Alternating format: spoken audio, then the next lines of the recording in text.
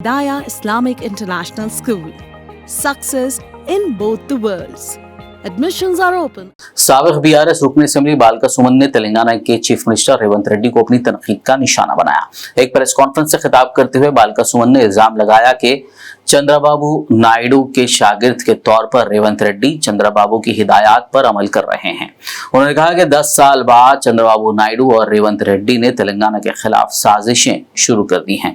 उन्होंने सवाल किया कि किसान के बीमा रायतू भरोसा का क्या हुआ। उनका कहना था कि किसानों को कम से कम खाद और बीज भी ठीक से नहीं मिल रहे हैं।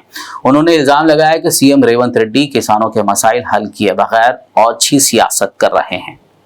ఆయన ఏమంటారంటే ఆనాడు 2014లో అప్పుడు ఆంధ్రప్రదేశ్ ముఖ్యమంత్రిగా ఆయన ప్రమాణ స్వీకారం చేయాలంటే ఆనాడు ప్రధానమంత్రి అయినటువంటి నరేంద్ర మోడీ గారు 7 మండలాలు తెలంగాణ రాష్ట్రంలోని ఉమ్మడి ఖమ్మం జిల్లాలోని 7 మండలాలు ఆంధ్రప్రదేశ్కు బదలాయిస్తే తప్ప ప్రమాణం చేయనని చెప్పి ఆయన ఆనాడు ప్రధానమంత్రి మీద ఒత్తిడి తీసుకొచ్చి ఆనాడు ఎన్డీఏలో భాగస్వామ్య పార్టీ ఉన్నటువంటి తెలుగుదేశము భారతీయ జనతా పార్టీ 2 పార్టీలు కూడా కలిసి ఆనాడు ఉమ్మడి ఖమ్మం జిల్లాలోని 7 మండలాల్ని తీసుకొని పోయిందని చెప్పి ఆ విషయాన్ని నిన్ననే చాలా సగర్వంగా చంద్రబాబు నాయుడు గారు ప్రకటించారు.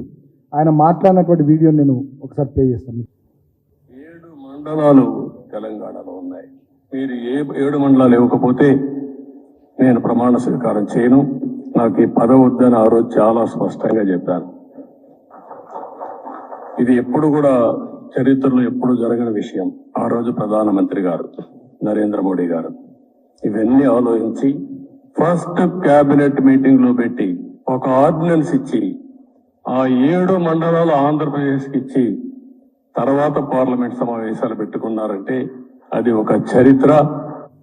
ఆనాడు ఒక మా పార్టీ మాత్రమే ఈ నిర్ణయాన్ని వ్యతిరేకిస్తూ ఆనాడు తెలంగాణ రాష్ట్ర బంద్కు పిలుపునిచ్చింది. ఆనాడు పార్లమెంట్ సభ్యులు, నేను అప్పుడు ఎంపీగా ఉన్న పెద్దపల్లి నుంచి 2014లో దాదాపు ఒక 3-4 సెషన్లు మొత్తం మేము నిరసన తెలుపుతూ అవసరమైన సందర్భంలో పోడియంలోకి పోయి అదేవిధంగా ట్రెజరీ బెంచెస్ పక్కన నిలబడి కూడా చాలా సీరియస్గా తీవ్రమైనటువంటి నిరసన ఆనాడు కేంద్ర ప్రభుత్వం ముఖ్యంగా తెలుగుదేశం పార్టీ భారతీయ జనతా పార్టీ కలిపి తీసుకున్నటువంటి ఈ నిర్ణయాన్ని వ్యతిరేకిస్తూ ఆనాడు తెలంగాణ పక్షాన మేము కొట్లాడడం జరిగింది. ఆ రోజు lower Sileru hydel power project కూడా ఈ 7 మండలాల్లో భాగంగా ఆంధ్రకు పోవడం జరిగింది. అప్పటికే తెలంగాణ పవర్ డెఫిసిట్ లో ఉండి ఇబ్బందికరమైనటువంటి పరిస్థితులు ఉన్నటువంటి తరుణంలో ఆనాడు మన లోయర్ సీలేరు హైడల్ పవర్ ప్రాజెక్టును కూడా దుర్మార్గంగా ఆంధ్రకు బదలాయించడం జరిగింది.